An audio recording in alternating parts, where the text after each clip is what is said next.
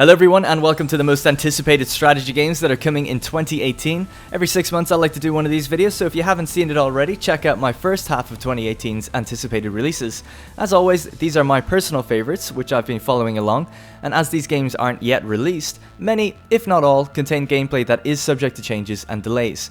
All of these games will be covered with reviews and previews on this channel, so if you like what you see and you want to have a closer look later down the line, hit that subscribe button and leave a comment telling me which ones you like the most. Now first in the list is a game that releases in just a matter of days on July 26th, and that is the Banner Saga 3.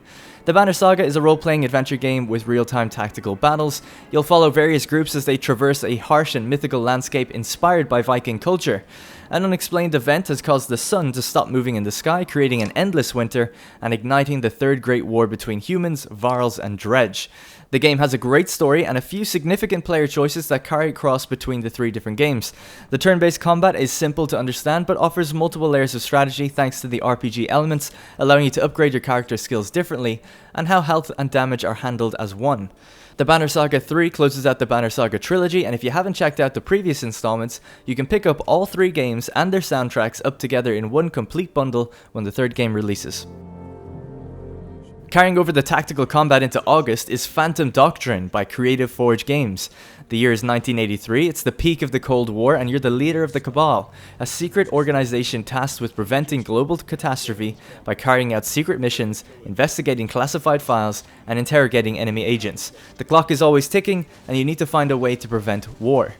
The game features a replayable and modular campaign interwoven around historical events and characters, multiplayer battles that allow for 1v1 skirmishes, and there's full character customization and creation, so you get to know your operatives in the field. The combat is reminiscent of XCOM, though with more variation and consequence to who you kill and why. Looting and gathering intelligence furthers your cause as much as the critical assassinations.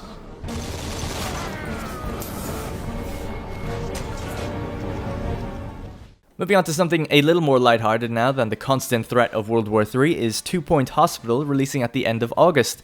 2 Point Hospital is the spiritual successor to Bullfrog's classic Theme Hospital, where you can build and design your own hospital, cure wacky diseases in creative ways, and manage your hospital's finances, staff, duties, and expansion.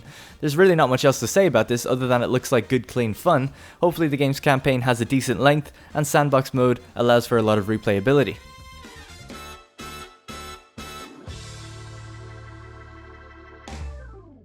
Moving into the more nebulous releases now, we have BATTLEFLEET Gothic Armada 2 arriving sometime in September this year.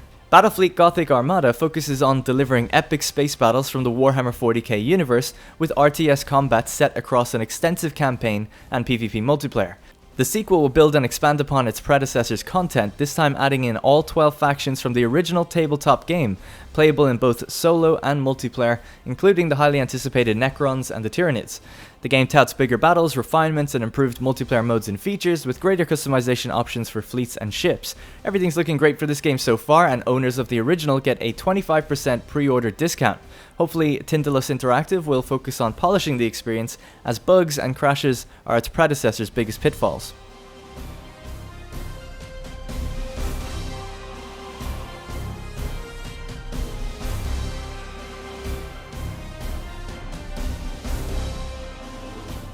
Continuing the Warhammer theme, we have Space Hulk Tactics arriving on the 9th of October. Tactics is a faithful adaptation of the Space Hulk board game, but with a unique twist to the classic formula of man vs. alien.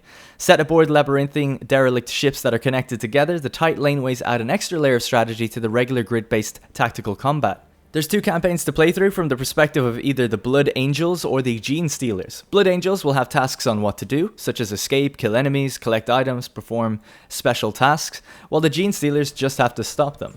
You handcraft your force from 4 Space Marine chapters or 4 Gene Stealer Hive fleets. Combat is turn-based, where you have to spend action points to perform actions and use cards that then grant bonuses, or you can burn your cards for more action points. There's also multiplayer and map editors to allow you to create your own scenarios.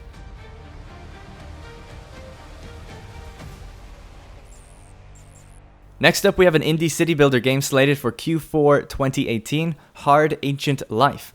I would give this game the caveat that everything I've seen so far looks really early and not really polished at all yet, but it's definitely one to keep an eye on. Hard Ancient Life is an economic city builder that focuses on the Nile Valley specifically. The game plans to have diplomacy and politics, religion, trade, and even war, simulating Egypt's greatest and most turbulent of times.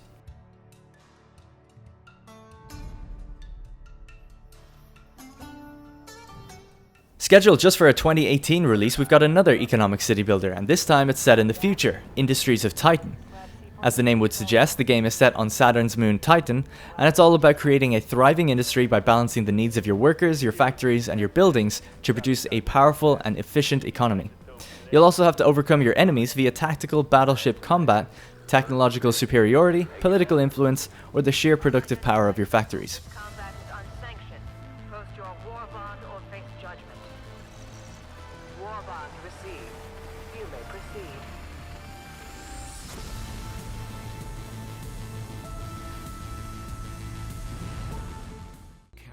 Another sort of loose 2018 release, we have Mutant Year Zero Road to Eden.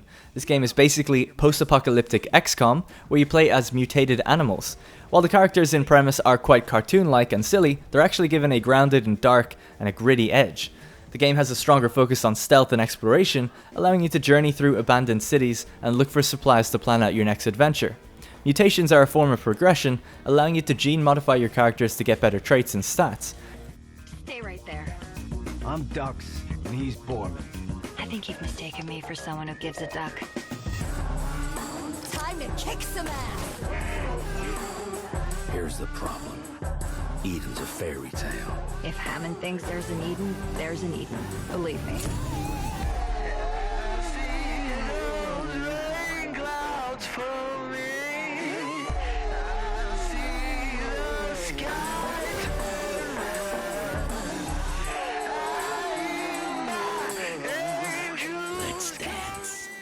Jumping back over to City Sims, we have Tropico 6. This time around, Tropico is boasting that El Presidente is now under control of multiple islands. In order to connect them together, there's now new transport tools like tunnels and bridges.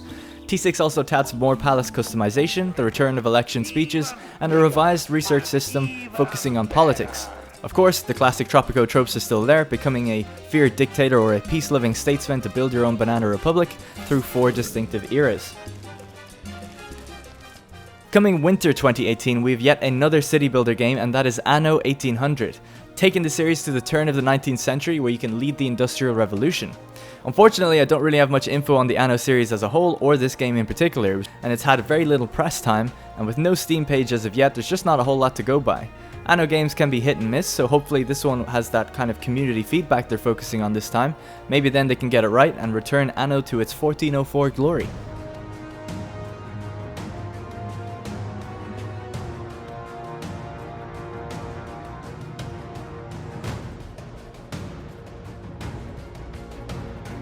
The next 2 games don't have an official release date yet, so they may slip into 2019, but I wanted to mention them anyway. Recently announced, The First Men is a real-time 4X strategy game set in a fantasy world. You basically customize your own Adam and Eve, go head-to-head with other races while conducting diplomacy, waging war, and advancing the First Men. While it may seem relatively simple by its trailer, its Steam description paints it as anything but. There's character customization for the first man and woman, which spawn off infinite combinations, character-driven gameplay, deep and immersive exploration, settlement management, expeditions, real-time combat combined with a unique card system for every encounter, multiple game modes for different players, and procedural maps. It's coming from a good indie studio, and its art style is magnificent, so it's firmly placed high up on my Steam wishlist.